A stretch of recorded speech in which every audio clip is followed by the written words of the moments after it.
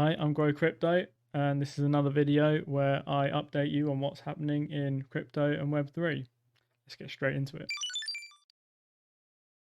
So let's have a look at the charts.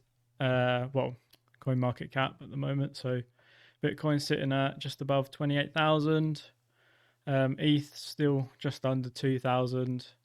It's a bit meh at the moment in the crypto market. Not a lot happening.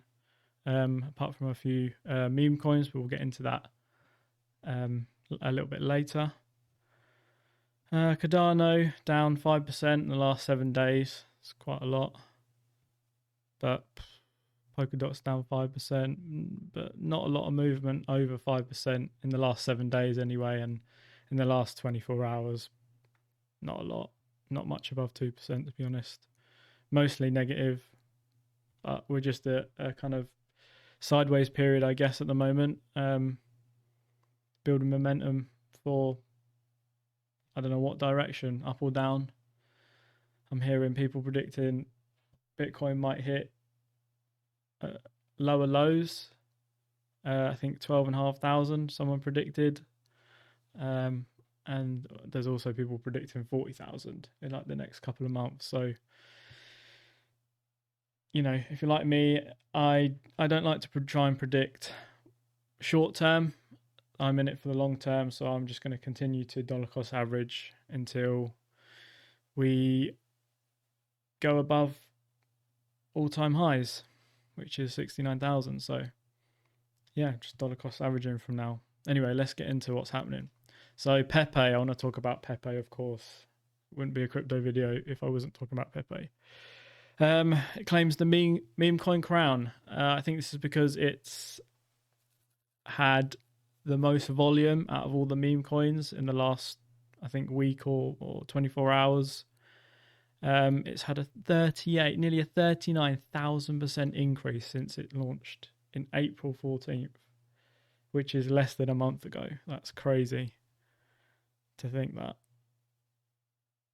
Less than a month ago. Wow, that's big gains right there. If you got in early, hats off to you. That's incredible stuff. In terms about getting into it now, I mean, you could. I think it will have another upwards movement if a big exchange added it to, you know, their platform. I think, or just the anticipation of that, you know, rumors of that happening would probably give it another pump. I'd probably try and sell during the rumors, and then sell just before the news actually, like official news, broke out. But obviously, again, like with any meme coins, only invest what you can afford to lose, because yes, there is a lot of money to be made in meme coins, but they can take that money away from you just as quick. You can lose that money just as quick. So, you know, for me, I just observe it. I think the fact that it's popular now means I've missed the boat, and probably most people have. There might be a few, maybe 1 or 2x's that can be made from it, but in terms of the big gains, you know, that's over because it's in the spotlight now. People know about it, and as soon as people start talking about it, that's when you know you're too late. The best time to get in to a meme coin is before people actually start talking about it. But then, obviously, how do you know if that's going to be the one that blows up? You don't know until you know. That's the problem. And obviously, with meme coins, you need to think about longevity as well. Is it going to be here for the long run? You know, Doge has obviously been here since 2013, I think, which is a long time. It obviously, the Doge started as a coin with a lot of utility, had its own conference and everything, and now it's kind of, because of Elon Musk, it's become more of a meme coin. Because the thing is, it does perform better as a meme coin because the technology, when it was trying to be something, just wasn't as good as its competitors. So it just went down a different path that was more successful for it, and fair play to it, because it's still about, and it's people still talk about it, and Elon Musk is still shilling it. So, but yeah, you need to think about longevity with meme coins. You know, it's not something you want to be probably holding on to for a very long time, but what do I know? Let's go to the next topic. So global push to ditch the US dollar is now unstoppable. We've obviously got the BRICS alliance, that is obviously the biggest competitor to the US dollar now, with multiple nations teaming up and banding together to kind of overthrow it. I think the US dollar collapsing is probably inevitable. It was inevitable at some point, because the only thing it's backed by is military power that's used to bully other nations into using the US dollar. So it was only going to be a matter of time until nations stood up and kind of said, look, we're not, we don't want to participate in this crap anymore, so we're out. And I think the BRICS has given those nations an opportunity to ditch the US dollar. And I think, it's happening. The ball's rolling now. I think it's just, a matter of time until that switch happens. Whether it is the BRICS alliance, or whatever it's called, or it's going to be the Chinese yen, or even Russian rubles, even though it's down a lot. I guess it just depends on what this BRICS alliance, what currency they use for the BRICS alliance. But who knows? But I thought I'd just touch on that subject because it's a big one. It's a big one. So, and I'm just going to quickly go on to the last one. Just another reason why blockchain technology is the future, essentially. We've seen how the Federal Reserve lie about, stats and the economy.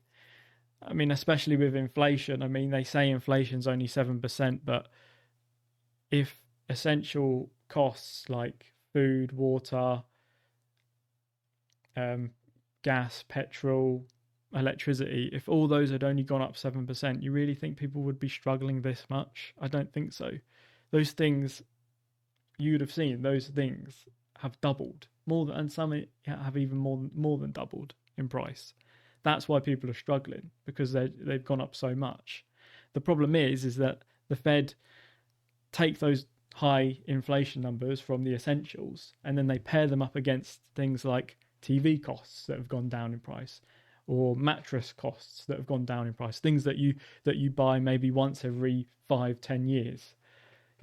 Doesn't really make too much of a difference to your life, but because the prices of those that have gone down, they compare them together with the essentials to bring the overall number down, to make it look better, essentially, and make them look better at the same time.